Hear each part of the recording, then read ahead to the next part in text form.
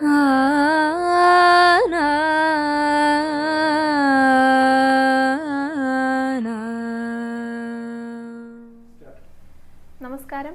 കഴിഞ്ഞ ദിവസം നമ്മൾ രാമായണ കഥ പറഞ്ഞു നിർത്തിയിട്ടുണ്ടായിരുന്നത് രാമലക്ഷ്മണന്മാര് സീതാദേവിയോട് കൂടെ ഭരദ്വാജ മഹർഷിയുടെ ആശ്രമത്തിൽ വന്നിരിക്കുകയാണ്. ഒരു ദിവസം അവിടെ കഴിഞ്ഞിട്ട് പിറ്റേ ദിവസം അവരങ്ങനെ യാത്ര തുടരാം.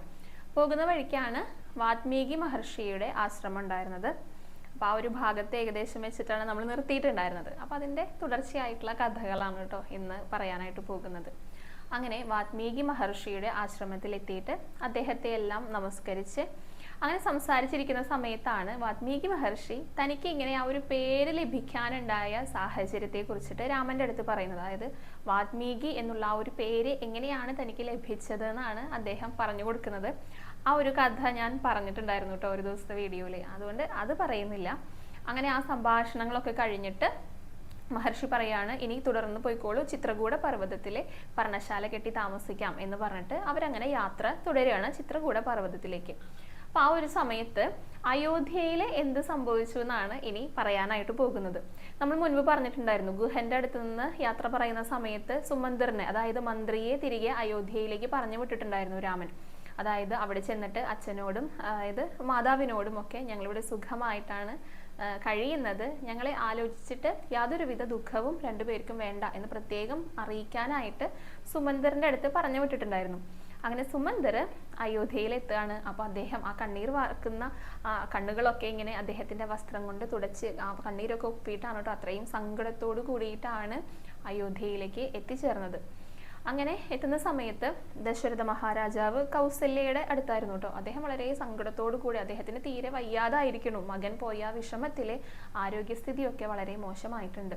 അങ്ങനെ ഇരിക്കുമ്പോഴാണ് സുമന്തർ കയറി വരുന്നത്. അപ്പോൾ വളരെ ആകാംക്ഷയോടെ ചോദിക്കുകയാണ്, എന്താണ് രാമൻ പിതാവിനോട് പറയാനായിട്ട് എന്താ പറയുക പിതാവിനോട് പറയാനായിട്ട് ഏൽപ്പിച്ചിരിക്കുന്നത്, ഈ നിർദ്ധയനായിട്ടുള്ള ആ ഒരു പിതാവിനോട് പറയാനായിട്ട് ഏൽപ്പിച്ചിരിക്കുന്നത് എന്ന് സുമന്തറിൻ്റെ അടുത്ത് ചോദിക്കാം.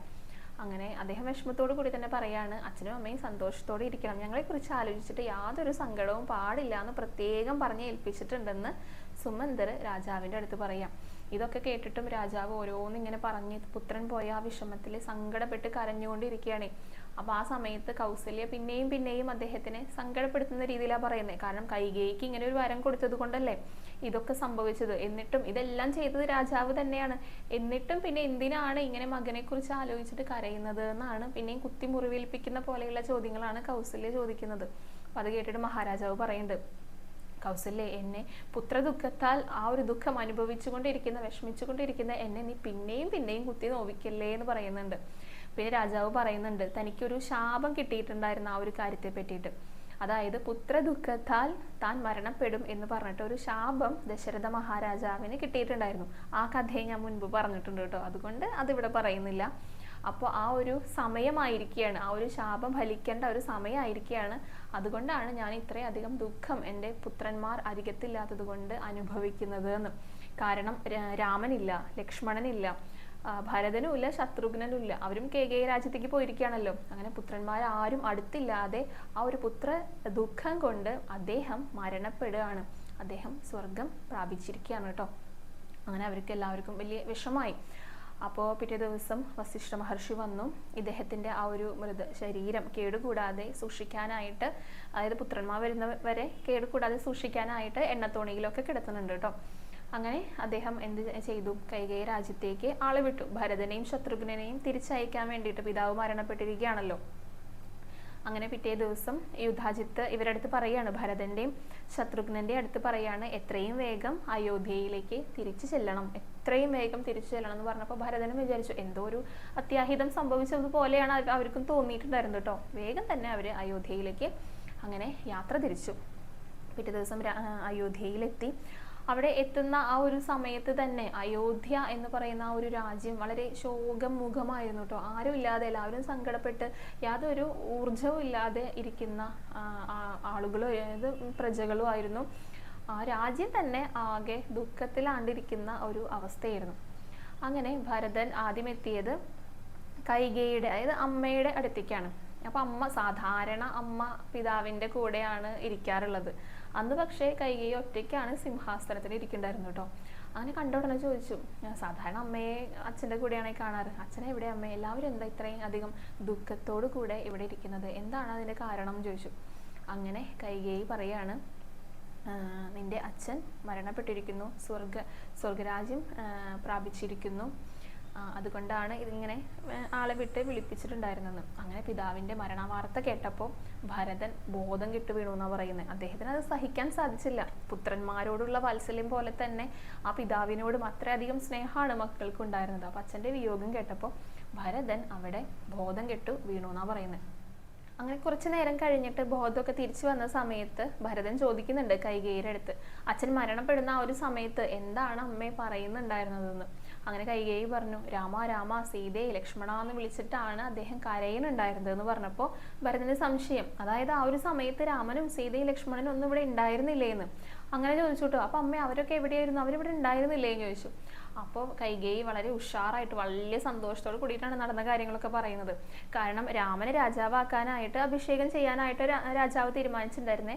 പക്ഷെ എൻ്റെ സാമർത്ഥ്യം കൊണ്ട് രാജ്യം വിട്ടുപോകാതിരിക്കാൻ ഞാനത് നിനക്ക് നേടി തന്നിരിക്കുകയാണ് ഭരത എന്ന് പറഞ്ഞിട്ട് അമ്മയ്ക്ക്, അതായത് കൈകേയിക്ക് ആ വരം ലഭിച്ച കാര്യങ്ങളൊക്കെ പറഞ്ഞു. അത് ചോദിച്ചു വാങ്ങിയതും എന്നിട്ട് രാമന് പകരമായിട്ട് ഭരതനെ രാജാവാക്കി അഭിഷേകം ചെയ്യണമെന്നും രാമനെയും സീതയെയും ലക്ഷ്മണനോടൊപ്പം വനവാസത്തിന് വിടണം എന്ന് പറഞ്ഞതൊക്കെ കൈകേയി വളരെ ഉത്സാഹത്തോടു കൂടി സന്തോഷത്തോടു കൂടിയിട്ടാണ് പറയുന്നത്. ഇതാ ഭരത, നിനക്ക് ഞാൻ സമ്മാനമായിട്ട് നൽകിയിരിക്കുന്നതെന്ന് ചിരിച്ചുകൊണ്ട് പറഞ്ഞപ്പോൾ രാമൻ ഇടിവെട്ടേറ്റതുപോലെയാണ് കേട്ടോ ഉണ്ടായിരുന്നത്. കാരണം ഒരിക്കലും അദ്ദേഹം അത് പ്രതീക്ഷിച്ചിരുന്നില്ല. രാമനെ ജീവന് തുല്യം സ്നേഹിക്കുന്ന ആൾ തന്നെയായിരുന്നു ഭരതൻ. അതുകൊണ്ട് ഈ ഒരു കാര്യം സ്വന്തം അമ്മ പറഞ്ഞിട്ട് പോലും ഭരതൻ അത് സ്വീകരിക്കാൻ സാധിക്കുന്നുണ്ടായിരുന്നില്ല. ദേഷ്യത്തോട് കൂടിയിട്ടാണ് അമ്മയെ പിന്നെ ശകാരിക്കുന്നുണ്ടായിരുന്നത്. ദുഷ്ടേ, ഭർത്താവിനെ കൊന്നവളെ, നിന്റെ ഗർഭപാത്രത്തിൽ ജനിച്ച എനിക്ക് ഈ ഒരു ശാപമോക്ഷം ഇനി എങ്ങനെയാണ് ലഭിക്കുക എന്നൊക്കെ പറഞ്ഞിട്ട് ശകാരിക്കുകയാണ് കൈകേയൻ ചെയ്യുന്നുണ്ടായിരുന്നത് കേട്ടോ. അങ്ങനെ വേഗം ഭരതൻ അവിടെ നിന്ന് ഇറങ്ങിയിട്ട് നേരെ കൗസല്യയുടെ അടുത്തേക്ക് പോയിട്ട് വളരെ സങ്കടത്തോടു കൂടെ കൗസല്യയെ കെട്ടിപ്പിടിച്ചിട്ടാണ് കേട്ടോ പറയുന്നത്, അമ്മേ ഞാനിതൊന്നും അറിഞ്ഞിരുന്നില്ല, എനിക്കൊന്നും അറിയില്ലായിരുന്നു എന്ന് പറഞ്ഞിട്ടാണ് രണ്ടുപേരും കരയുന്നുണ്ടായിരുന്നത്. അങ്ങനെ കൗസല്യ ആശ്വസിപ്പിക്കുന്നുണ്ട്. അപ്പോൾ തന്നെ വസിഷ്ഠമുനിയും വന്ന് പറയുന്നുണ്ട്, അതായത് കുറേ ജീവിത സത്യങ്ങളെ കുറിച്ചിട്ടൊക്കെ ഭരതൻ്റെ അടുത്ത് അദ്ദേഹം ആ സമയത്ത് സംസാരിക്കുന്നുണ്ട് കേട്ടോ. എന്നിട്ട് പറയാണ്, ഇത് രാമൻ ഇവിടെ നിന്ന് പോയി, മഹാരാജാവ് മരണപ്പെട്ടു, അപ്പോൾ അയോധ്യ ഇപ്പോൾ നാഥനില്ലാത്ത ഒരു രാജ്യമായിട്ടാണ് പോയിക്കൊണ്ടിരിക്കുന്നത്. അധിക കാലം അങ്ങനെ സംഭവിച്ചുകൂടാ. അപ്പോൾ എത്രയും പെട്ടെന്ന് മഹാരാജാവ് പറഞ്ഞതുപോലെയെന്നല്ല, മഹാരാജാവിനെ പറയേണ്ടി വന്നതുപോലെ ഭരതൻ ഉടനടി, അതായത് രാജാവായിട്ട് അഭിഷേകം നടത്തണം ഭരതൻ്റെ, എന്നിട്ട് എല്ലാതും നല്ല രീതിയിൽ കൊണ്ടുപോകണം എന്ന് വസിഷ്ഠ മഹർഷി ഭരതൻ്റെ അടുത്ത് പറയാണ്. പക്ഷേ ഭരതൻ അതൊന്നും സ്വീകരിക്കാൻ അദ്ദേഹത്തിന്റെ മനസ്സിന് അങ്ങനെ ഒരു ചിന്ത പോലും ഉണ്ടായിരുന്നില്ല കേട്ടോ. ജ്യേഷ്ഠനാണ് രാജ്യം ഭരിക്കേണ്ടത്, എന്നെക്കൊണ്ട് അതിന് സാധിക്കില്ല, രാജ്യം ജ്യേഷ്ഠൻ്റെതാണ്, രാമൻ്റെതാണ്, ഉടനടി രാമനെയും സീതയെയും ലക്ഷ്മണനെയും ഒക്കെ തിരികെ കൊണ്ടുവരാനായിട്ട് ഞാൻ പോകുന്നതാണ്, അവരില്ലാതെ എനിക്കൊന്നും സാധിക്കില്ല എന്ന് പറഞ്ഞിട്ട് പോകാനായിട്ട് തീരുമാനിക്കുകയാണ്. അപ്പോൾ വസിഷ്ഠമുനിക്ക് ഒന്നും പറയാനായിട്ട് സാധിക്കുന്നില്ല, കാരണം അത്രയേറെ സ്നേഹമാണ് ഈ ഭരതനും രാമനോട് ഉണ്ടായിരുന്നത്. അങ്ങനെ പിറ്റേ ദിവസം എല്ലാവരും കൂടെ രാമനെയും സീതയും ലക്ഷ്മണനെയും ഒക്കെ അന്വേഷിച്ച് ഇറങ്ങാണ്. അവരുടെ കൂടെ ഭരതൻ്റെ ശത്രുഘ്നൻ്റെയും കൂടെ വസിഷ്ഠ മഹർഷിയുണ്ട്, 3 അമ്മമാരുണ്ട്, പിന്നെ സൈന്യവും എല്ലാവരും പ്രജകളും എല്ലാവരും കൂടെ ഇവരെ അന്വേഷിച്ച് ഇറങ്ങാണ്. അങ്ങനെ രാമനും സീതയും ലക്ഷ്മണനും സഞ്ചരിച്ച അതേ വഴി കൂടെ, സുമന്ത്രനും അറിയാലോ, സഞ്ചരിച്ച അതേ വഴി കൂടെ തന്നെയാണ് ഇവരും പോകുന്നത്. അങ്ങനെ ആദ്യം ഗുഹന്റെ അടുത്തേക്ക് എത്തി. അപ്പോൾ ഗുഹൻ ഇവരെ കണ്ടപ്പോൾ വിചാരിച്ചത് രാമനെ ആക്രമിക്കാനായിട്ട് സൈന്യവുമായിട്ട് ഭരതൻ വന്നിരിക്കുക എന്നാണ്, കാരണം എല്ലാവരും കൂടിയിട്ടാണ് പുറപ്പെട്ടിരിക്കുന്നത്.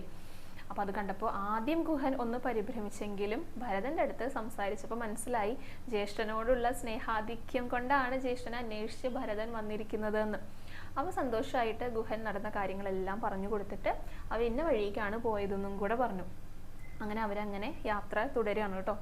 അങ്ങനെ പോകുന്ന വഴിക്ക് തന്നെ വജ്രം, അങ്കുശം, താമര, ധ്വജം എന്നീ പാദരേഖകളോട് കൂടിയിട്ടുള്ള ശ്രീരാമന്റെ കാലടിപ്പാടുകൾ ആ മണ്ണിൽ ഇങ്ങനെ പതിഞ്ഞ് കണ്ടപ്പോൾ ഭരതൻ ഓടിച്ചെന്നിട്ട് വളരെ ഭക്തിയോടെ അവിടെ കിടന്ന് ഉരുളാണ് ചെയ്തത്. കാരണം ഭഗവാന്റെ, അതായത് ശ്രീരാമന്റെ കാൽപാദങ്ങൾ പതിഞ്ഞ ആ ഒരു മണ്ണ് കാണാൻ സാധിക്കുന്നത് തന്നെ വലിയൊരു പുണ്യമാണ്.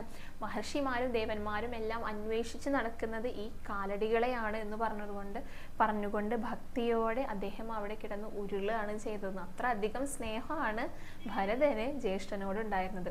അങ്ങനെ അവരെ എത്തിയിട്ടോ പർണശാലയിൽ, അത് ചിത്രകൂട പർവ്വതത്തിന്റെ അവിടെ എത്തി. അപ്പോൾ ശ്രീരാമൻ ഒരു പാറപ്പുറത്ത് ഇങ്ങനെ ഇരിക്കുകയായിരുന്നു. അങ്ങനെ ഭരതൻ കണ്ടതും ഓടിച്ചെന്നു ജ്യേഷ്ഠനെ ആലിംഗനം ചെയ്തു. നമസ്കരിച്ചിട്ട് മതിയാവണില്ല നമ്മുടെ ഭരതനെ. അപ്പോൾ അമ്മമാരും, അതായത് പശുക്കിടാങ്ങളെ കുറേ നേരം കാണാതെ ഇരുന്നിട്ട് കാണുന്ന അമ്മമാരുണ്ടല്ലോ, അതേപോലെയാണ് മൂവരും ഓടിച്ചെന്നിട്ടുണ്ടായിരുന്നത്. കൗസല്യയ്ക്ക് മുല ചുരന്നു എന്നും കൂടെ പറയുന്നുണ്ട് കേട്ടോ. അത്രയേറെ പുത്രവാത്സല്യം അവർക്കെല്ലാം അനുഭവപ്പെട്ടു എന്നാണ് പറയുന്നത്. അങ്ങനെ അവിടെ എത്തി വിശേഷങ്ങളെല്ലാം പറയുന്നതിൻ്റെ ഇടയ്ക്ക് പിതാവിൻ്റെ മരണവാർത്ത അറിയിച്ചപ്പോൾ ഒരു ലൗകികനെ പോലെയാണ് രാമൻ അദ്ദേഹത്തിൻ്റെ ആ ഒരു പിതാവിൻ്റെ വിയോഗത്തിൽ കരയുന്നത്. പൊട്ടിക്കരയാണ് പിതാവിൻ്റെ വിയോഗത്തിൽ. അതിനുശേഷം പിതാവിന് വേണ്ട ഉദകക്രിയകളൊക്കെ ചെയ്യുന്നുണ്ട് രാമൻ. അങ്ങനെ ഭരതൻ എന്തിനാണ് താൻ വന്നിരിക്കുന്നത് എന്ന് അദ്ദേഹത്തിൻ്റെ അടുത്ത് പറയുന്നുണ്ട് കേട്ടോ. ഈ ഉദകക്രിയകളൊക്കെ കഴിഞ്ഞതിന് ശേഷം, അവരുടെ സംസാരം എല്ലാം കഴിഞ്ഞതിന് ശേഷം പിറ്റേ ദിവസം പറയുകയാണ് ഭരതൻ താൻ എന്തിനാണ് വന്നിരിക്കുന്നതെന്ന്. കാരണം രാമനില്ലാതെ, അതായത് ജ്യേഷ്ഠനില്ലാതെ ഞങ്ങൾക്ക് ആർക്കും രാജ്യം ഭരിക്കാനായിട്ട് സാധിക്കില്ല. ജ്യേഷ്ഠൻ അവിടെ ഉണ്ടാകണം എന്ന് പറയുകയാണ്. ഇപ്പോൾ എന്തായാലും എൻ്റെ കൂടെ, അതായത് ഞങ്ങളുടെ കൂടെ ജ്യേഷ്ഠനും പത്നിയും, അതായത് സീതാദേവിയും ലക്ഷ്മണനും ഞങ്ങളുടെ കൂടെ തീർച്ചയായിട്ടും വരണം, രാജ്യം ഭരിക്കണം. എന്നിട്ട് പ്രായമാകുന്ന സമയത്ത് കുട്ടികളൊക്കെ ആയി കഴിഞ്ഞാൽ പിന്നെ വേണമെങ്കിൽ വനവാസത്തിൽ വന്നുകൊള്ളൂ. ഇപ്പോൾ അതിന് പറ്റിയ സമയമല്ല. അതുകൊണ്ട് എത്രയും വേഗം ഞങ്ങളുടെ കൂടെ തിരികെ അയോധ്യയിലേക്ക് വരണം. ഇനി അതിന് സാധിക്കില്ലെങ്കിൽ ഇവിടെ വെച്ച് തന്നെ അഭിഷേകം നടത്താനുള്ള എല്ലാ ഒരുക്കങ്ങളോടും കൂടിയിട്ടാണ് ഞാൻ വന്നിരിക്കുന്നത്. എന്നിട്ട് നമുക്ക് ഒരുമിച്ച് അയോധ്യയിലേക്ക് പോകാം ജ്യേഷ്ഠാന്ന് വളരെ വിനയാന്വിതനായിട്ട് ഭക്തിയോടെ ജ്യേഷ്ഠനോട് കെട്ടിപ്പിടിച്ചിട്ട് അദ്ദേഹം പറയാണ്. അങ്ങനെ ശ്രീരാമൻ പറയുന്നുണ്ട് കേട്ടോ, അതായത് എനിക്കതിന് സാധിക്കില്ല. കാരണം അച്ഛൻ പറഞ്ഞ ആ ഒരു വാക്കാണത്. എന്ത്? ശ്രീരാമൻ വനവാസത്തിന് പോകണമെന്നും ഭരതൻ രാജ്യം ഭരിക്കണമെന്നും. അതിനെ എതിർത്തൊന്നും ചെയ്യാൻ സാധിക്കില്ലല്ലോ. അച്ഛൻ മരണപ്പെട്ടു പോയെങ്കിൽ കൂടെ ആ വാക്കിനെ എതിർത്ത് ഒന്നും ചെയ്യാനായിട്ട് സാധിക്കില്ല. ജീവിച്ചിരിക്കുന്നവർ കൂടെ മരണപ്പെടുന്നതിന് തുല്യമാണ് ആ വാക്ക് പാലിക്കാതിരുന്നാൽ. അതുകൊണ്ട് തീർച്ചയായിട്ടും ഭരത, നീ തന്നെയാണ് രാജ്യം ഭരിക്കേണ്ടത് എന്ന് പറഞ്ഞു ശ്രീരാമൻ. പക്ഷെ ഭരതൻ ഒട്ടും കേൾക്കുന്നുണ്ടായിരുന്നില്ല കേട്ടോ. അദ്ദേഹത്തിന് രാമനില്ലാതെ പോകാനായിട്ട് ഒട്ടും സാധിക്കുന്നുണ്ടായിരുന്നില്ല. ആ സമയത്ത് ശ്രീരാമൻ വസിഷ്ഠ മഹർഷിയെ കണ്ടുകൊണ്ടൊരു ആംഗ്യം കാണിച്ചു. അങ്ങനെ വസിഷ്ഠ മഹർഷി ഭരതനെ അടുത്ത് വിളിച്ചിട്ട് കുറച്ച് കാര്യങ്ങൾ പറഞ്ഞു കൊടുക്കുക, കുറച്ച് സത്യങ്ങൾ. അതായത് ശ്രീരാമൻ മനുഷ്യനല്ല, ഭഗവാൻ തന്നെയാണ്. ഭഗവാൻ അവതരിച്ചതാണ് ശ്രീരാമന്റെ രൂപത്തിൽ. അതെന്തിനു വേണ്ടിയിട്ടാണെന്ന് പറഞ്ഞു കൊടുക്കുക. അതായത് രാവണനെ നിഗ്രഹിക്കാൻ വേണ്ടിയിട്ടാണ്. യോഗമാതാ ദേവിയാണ് സീതാദേവിയായിട്ട് അവതരിച്ചിരിക്കുന്നത്. അതേപോലെ ലക്ഷ്മണൻ ആദിശേഷനാണ്. ഇവരെല്ലാവരും കൂടിയിട്ട് സീതാദേവിയെ മുൻനിർത്തിയിട്ട് രാവണ നിഗ്രഹത്തിന് വേണ്ടിയിട്ടാണ് ഈ ഒരു അവതാരം എടുത്തിരിക്കുന്നത്, ശ്രീരാമൻ അവതരിച്ചിരിക്കുന്നതെന്ന് ഭരതന്റെ അടുത്ത് പറഞ്ഞ് മനസ്സിലാക്കി കൊടുക്കുകയാണ് കേട്ടോ. എന്നിട്ടും ഭരതന് മനസ്സിലാവണില്ല. രാമനില്ലാതെ പോകില്ല എന്ന് തന്നെയാണ് പറയുന്നത്. എന്തായാലും ഞാൻ രാജ്യം ഭരിക്കില്ല, ആ കാര്യം നിശ്ചയമാണ് എന്ന് പറഞ്ഞിട്ട് വേറൊരു കാര്യം ശ്രീരാമന്റെ അടുത്ത് പറയാണ്. കാരണം അഭിഷേകത്തിനായിട്ട് ശ്രീരാമനെ ധരിപ്പിക്കാനായിട്ട് പാദുകങ്ങൾ കൊണ്ടുവന്നിട്ടുണ്ടായിരുന്നു ഭരതൻ. ആ പാദുകങ്ങളെ സേവിച്ചുകൊണ്ട് ഞാൻ ജീവിച്ചോളാം എന്ന് പറഞ്ഞിട്ട്. അപ്പൊ അത് പറഞ്ഞപ്പോൾ ശ്രീരാമന് പിന്നെ സമ്മതിക്കാതെ നിവൃത്തിയില്ല. കാരണം അല്ലെങ്കിൽ ഭരതൻ തിരിച്ചു പോകില്ലേ. അങ്ങനെ ശ്രീരാമൻ അത് സമ്മതിച്ചു. അങ്ങനെ ഈ പാദുകങ്ങൾ ശ്രീരാമന്റെ കാൽപാദങ്ങൾ, ആ പുണ്യമായ കാൽപാദങ്ങളിൽ അണിയിച്ച് ആ പാദുകങ്ങൾ തിരിച്ച് തൻ്റെ ഭരതനെ സ്നേഹത്തോടെ കൊടുക്കുകയാണ്, വാത്സല്യത്തോടെ തിരികെ ഏൽപ്പിക്കുകയാണ്. അങ്ങനെ ഭരതൻ മനസ്സോടെ പിന്നെയും ആ പാദുകങ്ങൾ ഇങ്ങനെ മാറോട് ചേർത്ത് പിടിച്ച് നമസ്കരിച്ച് പിന്നെയും നമസ്കരിച്ച് തിരിച്ചു വരികയാണ് കേട്ടോ. അപ്പോൾ എല്ലാവരും കൂടെ തിരിച്ചു വരികയാണ്. ആ പാദുകങ്ങളെ തൻ്റെ ജ്യേഷ്ഠനായി കണ്ട് പൂജിച്ച് സേവിച്ച് പിന്നീടുള്ള കാലം കഴിച്ചു കൂട്ടാനായിട്ടാണ് ഭരതൻ വരുന്നത്. അപ്പോൾ അയോധ്യയിലേക്ക് എത്തുന്നതിന് തൊട്ട് മുൻപ് അയോധ്യയിലേക്ക് പോകാൻ, ആ രാജ്യത്തിലേക്ക് പോകാൻ തന്നെ ഭരതന് സാധിക്കണില്ല. അവിടെ എത്തിക്കഴിഞ്ഞ രാജാവായിട്ട്, അതായത് രാജപ്രൗഢിയോട് കൂടിയിട്ട് സുഖ സൗകര്യങ്ങളോട് കൂടിയിട്ടല്ലേ ജീവിക്കുക. അപ്പോൾ തൻ്റെ ജ്യേഷ്ഠൻ ആ വനത്തിൽ അങ്ങനെ ജീവിക്കുമ്പോൾ തനിക്ക് എങ്ങനെയാണ് അത് ജീവിക്കാൻ സാധിക്കുക എന്ന് വിചാരിച്ചിട്ട് അയോധ്യയ്ക്ക് തൊട്ടടുത്തുള്ള നന്ദിഗ്രാമത്തിലെ ഒരു പർണശാലയൊക്കെ തീർത്തിട്ട് അതിലൊരു സിംഹാസനമൊക്കെ വെച്ച് അതിനു മുകളിൽ ഈ പാദുകങ്ങൾ വെച്ചിട്ട് പൂജിക്കുകയാണ്. അവിടെ ഭരതരും ശത്രുഘ്നനും കൂടെ പിന്നീടുള്ള കാലം, അതായത് ഭരതൻ പറഞ്ഞിട്ടുണ്ടായിരുന്നു ശ്രീരാമന്റെ അടുത്ത് 14 സംവത്സരം കഴിഞ്ഞാൽ പിറ്റത്തെ ദിവസം തന്നെ അയോധ്യയിലേക്ക് തിരിച്ചെത്തണം, അല്ലെങ്കിൽ ഞാൻ അഗ്നിപ്രവേശം ചെയ്തിട്ട് ജീവത്യാഗം ചെയ്യുന്നതായിരിക്കും എന്ന് പറഞ്ഞിട്ടുണ്ടായിരുന്നു.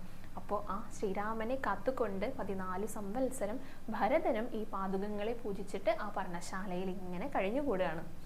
അപ്പോൾ ഇനിയുള്ള ഭാഗം നമ്മുടെ നിരഞ്ജന പാരായണം ചെയ്യുന്നതായിരിക്കും കേട്ടോ. എല്ലാവരും നിരഞ്ജനയുടെ പാരായണം ശ്രവിച്ചോളൂ. ധന്യോഹമിന്നഹോ ധന്യോഹമിന്നഹോ മുന്നം മയാ കൃതം പുണ്യപൂരം പരം ശ്രീരാമപാദപത്മാഞ്ജിതം ഭൂതലം ആരാലെനിക്കു കാൺമാനവകാശവും വന്നിതല്ലോ മുഹൂരിപ്പാദപാം സുക്കളന്വേഷണം ചെയ്തുഴലുന്നിതേറ്റവും വേദാവുമീശനും ദേവകദമ്പവും വേദങ്ങളും നാരദാദിമുനികളും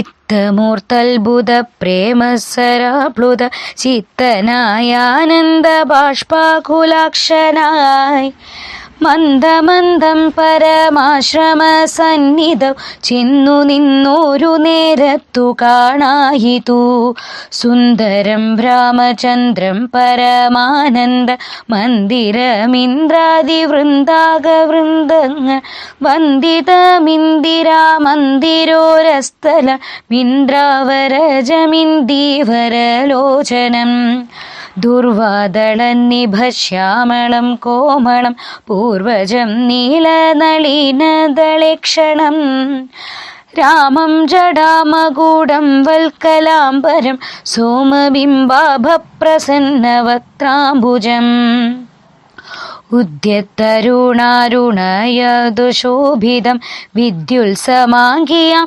ജാനകിയായൊരു വിദ്യയുമായി വിനോദിച്ചിരിക്കുന്നൊരു വിദ്യോതമാനമാത്മാനമവ്യാകുലം വക്ഷസി ശ്രീവത്സലക്ഷണമവ്യയം ലക്ഷ്മിനിവാസം ജഗന്മയമച്യുതം ലക്ഷ്മണസേവിത പാദപങ്കേരുഹം ലക്ഷണലക്ഷ്യസ്വരൂപം പുരാതനം ദക്ഷാരിസേവിതം പക്ഷീന്ദ്രവാഹനം രക്ഷോ വിനാശനം രക്ഷാവിചക്ഷണം ചക്ഷുശ്രവണപ്രവരപര്യംഗം കുക്ഷിസ്ഥിതാനേകപത്മജാണ്ഡം പരം കാരുണ്യപൂർണം ദശരഥനന്ദനം ആരണ്യവാസരസീകം മനോഹരം ദുഃഖവും പ്രീതിയും ഭക്തിയും ഉൾക്കൊണ്ടു തൃക്കാൽക്കൽ വീണു നമസ്കരിച്ചിടിനാൻ രാമനവനെയും ശത്രുഘ്നനെയുമ നോദലെടുത്തു നിവർത്തി സസംഭ്രമം ദീർഘബാഹുക്കളാലിംഗനം ചെയ്ത് ദീർഘനിശ്വാസവും അന്യോന്യം ഉൾക്കൊണ്ട് ദീർഘനേത്രങ്ങളിൽ നിന്നു ബാഷ്പോദകം ദീർഘകാലം വാർത്തു സോദരന്മാരെയും ഉത്സംഗസീമനി ചേർത്തു പുനരഭി വത്സങ്ങളുമണച്ചാനന്ദപൂർവകം നൽസംഗമേറെയുള്ളൊരു സൗമിത്രിയും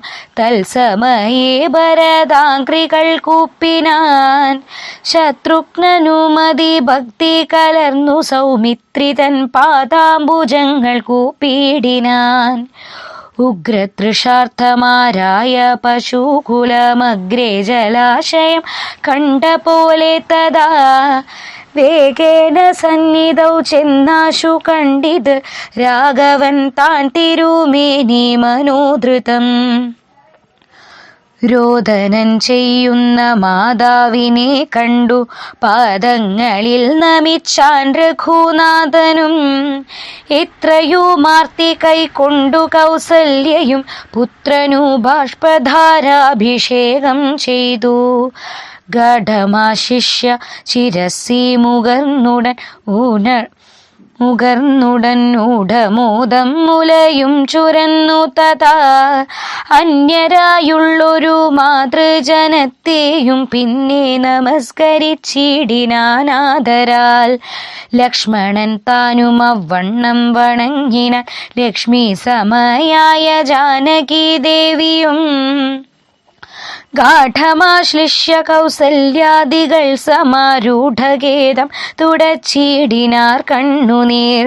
തത്ര സമാഗതം ദൃഷ്ട്വാ ഗുരുവരം ഭക്ത്യാ വസിഷ്ഠം സാഷ്ടാംഗം മമാറുടൻ നത്വാ രഘൂത്തമനാശു ചൊല്ലിടിനാൻ എത്രയും ഭാഗ്യവാൻ ഞാനിന്നു നിർണയം. താതനു സൗഖ്യമല്ലീ നിജമാനസേ ഖേദമുണ്ടോ പുനരെന്നെ പിരികയാൽ. എന്തൊന്നു ചൊന്നതെന്നോടു ചൊല്ലിടുവാൻ ഇന്ദു സൗമിത്രിയെ കൊണ്ടു പറഞ്ഞതും.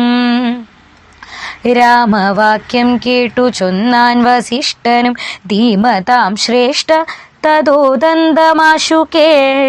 നിന്നെ പിരിഞ്ഞതു തന്നെ നിരൂപിച്ചു മന്നവൻ പിന്നെയും പിന്നെയും ദുഃഖിച്ചു. രാമ രാമേതി സീതേതി കുമാരേതി രാമേതി ലക്ഷ്മണേതി പ്രലാപം ചെയ്തു. ദേവലോകം ചെന്നു പുക്കാനറിക നീ ദേവഭോഗേന സുഖിച്ചു സന്തുഷ്ടനായി. കർണശൂലാഭം ഗുരുവചനം സമ കർണ്യരഘൂവരൻ വീണിതു ഭൂമിയിൽ. തൽക്ഷണമുച്ചൈർവിലപിച്ചിതേറ്റവും ലക്ഷ്മണനോടു ജനനീ ജനങ്ങളും. ദുഃഖമാലോക്യ മറ്റുള്ള ജനങ്ങളും ഒക്കെ വാവിട്ടു കരഞ്ഞു തുടങ്ങിനാർ. ആ താതമാ പരിത്യജ്യ വിധിവശാലേതൊരു ദിക്കിനു പോയിതയ്യോ ഭവാൻ. ഹാ ദോഹമനാഥോസ്മി മാമിനി സ്നേഹേന ലാളിപ്പതാരുനവസരം. ദേഹമിനി ത്യജിച്ചിടുന്നതുണ്ടു ഞാൻ മോഹമെനിക്കിനിയില്ല ജീവിക്കയിൽ. സീതയും സൗമിത്രി താനുമവണ്ണമേ രോദനം ചെയ്തു വീണിടിനാർ ഭൂതലേ. തദ്ദശായാം വസിഷ്ഠോക്തികൾ കേട്ടവരുൾ താപമൊട്ടു ചുരുക്കി മരുവിനാർ. മന്ദാകിനിയിലിറങ്ങിക്കുളിച്ചവർ മന്ദേതരമുദകക്രിയയും ചെയ്താർ. പിണ്ടം വധു സഹിതേങ്കുതി സൽബലം പിണ്യാക നിർമ്മിതാനം കൊണ്ടുവച്ചിതു. യാതൊരന്നം താൻ ഭുജിക്കുന്നതു മധു സാദരം നൽക പിതൃക്കൾക്കെന്നുമല്ലോ. വേദസ്മൃതികൾ വിധിച്ചതെന്നോർത്തതി ഖേദേന പിണ്ടദാനന്തരം തഥാ. സ്നാനം കഴിച്ചു പുണ്യാർഹവും ചെയ്തതാ സ്നാനാദനന്തരം പ്രാപിച്ചിതാശ്രമം. അന്നുപവാസവും ചെയ്തിതെല്ലാവരും വന്നുദിച്ചിടിനാനാദിത്യദേവനും. മന്ദാകിനിയിൽ കുളിച്ചു തു സന്ധ്യയും വന്ദിച്ചു പോന്നാശ്രമേ വസിച്ചിടിനാർ. മന്ദാകിനിയിൽ കുളിച്ചു തു സന്ധ്യയും വന്ദിച്ചു പോന്നാശ്രമേ വസിച്ചിടിനാർ.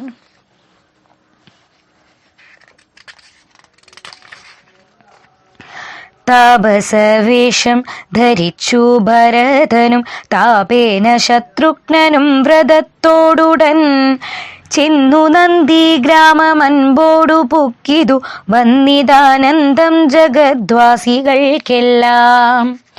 പാതുകാം വെച്ചു സിംഹാസേന രാഘവ പാദങ്ങളെന്നു സങ്കൽപ്പിച്ചു സാദരം.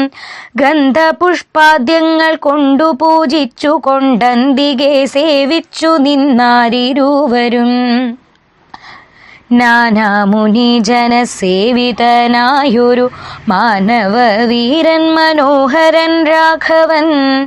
ജാനകിയോടു മനുജനോടും മുത മാനസാനന്ദം കലർന്നു ചില ദിനം. ചിത്രകൂടാചലേ വാണോരനന്തരം ചിത്തെ നിരൂപിച്ചു കണ്ടു രഘുവരൻ. മിത്രവർഗങ്ങളായോധ്യയിൽ നിന്നു വന്നെത്തൂമിവിടെയിരുന്നാലിനിയുടൻ. സത്വരം ദണ്ഡകാരണ്യത്തിനായി കൊണ്ടു ബദ്ധമോദം ഗമിച്ചിടുക വേണ്ടതും. ഇത്തം വിചാര്യ ധരിത്രി സുതയുമത്യുത്തമ ഉത്തമനായ സൗമിത്രിയുമായി തഥാ തത്യാജ ചിത്രകൂടാചലം രാഘവൻ സത്യസന്ധൻ നടകൊണ്ടാൻ വനാന്തരേ അത്രി തന്നാശ്രമം പുക്കു മുനീന്ദ്രനെ ഭക്ത്യാ നമസ്കരിച്ചു രഘുനാഥനും രാമോഹമദ്യധന്യോസ്മി മഹാമുനെ ശ്രീമൽപദം തവ കാണായ കാരണം സാക്ഷാൽ മഹാവിഷ്ണു നാരായണൻ പരൻ മോക്ഷദനെന്നതറിഞ്ഞു മുനീന്ദ്രനും പൂജിച്ചിതർക്യ പദ്യാദികൾ കൊണ്ടുതം രാജീവലോചനം ഭ്രാതൃഭാര്യാന്വിതം ചൊല്ലിനാൻ ഭൂപാലനന്ദനന്മാരോടു ചൊല്ലിടുമെന്നുടെ പത്നിയുണ്ടത്ര കേൾ എത്രയും വൃദ്ധത്വഭസ്വിനിമാരിൽ വെച്ചുത്തമയായ ധർമ്മജ്ഞാതബോധന പർണശാലാന്തർഗൃഹേ വസിക്കുന്നിതു ചെന്നു കണ്ടാലും ജനക നൃപാത്മജേ എന്നതു കേട്ടു രാമാജ്ഞയാ ജാനകി ചെന്നനസൂയാപദങ്ങൾ വണങ്ങിനാൾ വത്സേവരീകരികെ ജനകാത്മജേ നൽസംഗമം ജന്മസാഫല്യമോർക്കനീ വത്സേ പിടിച്ചു ചേർത്താലിംഗനം ചെയ്തു തൽസ്വഭാവം തെളിഞ്ഞു മുനി പത്നിയും വിശ്വകർമാവിനാൽ നിർമ്മിതമായൊരു വിശ്വവിമോഹനമായധൂകൂലവും കുണ്ടലവും അംഗരാഗവും എന്നിവ മണ്ഡനാർത്ഥ മനസൂയ നൽകിയിടിനാൾ നന്നു പാതിവ്രത്യമാശ്രിത്യ രാഘവൻ തന്നോടു കൂടെ നീ പോന്നതുമുത്തമം കാന്തി നിനക്കു കുറയായി ഒരിക്കലും ശാന്തനാകും തവ വല്ലഭൻ തന്നോടും ചെന്നു മഹാരാജധാനീയകം പുക്കു നന്നായി സുഖിച്ചു സുചീരം വസിക്ക നീ ഇത്തമനുഗ്രഹം കൊടുത്താതരാൽ ഭർത്തുരഗ്രേ ഗമിക്കെന്നയച്ചിടിനാൾ മൃഷ്ടമായി മൂവരെയും ഭുജിപ്പിച്ചതാ തൃഷ്ടി കലർന്നു തബോധനനത്രിയും ശ്രീരാമനോടരുൾ ചെയ്തു ഭവാനഹോ നാരായണനായതെന്നറിഞ്ഞേനഹം നിന്മഹാമായ ജഗത്രയവാസിനം സമ്മോഹകാരിണിയായതു നിർണയം ഇത്തരമത്രി മുനീന്ദ്രവാക്യം കേട്ടു തത്ര രാത്രൗ വസിച്ചു രഘുനാഥനും ദേവനുമാദേവിയോടരുളി ചെയ്തി ദേവമെന്നാൾ കിളി പൈതലക്കാലമേ.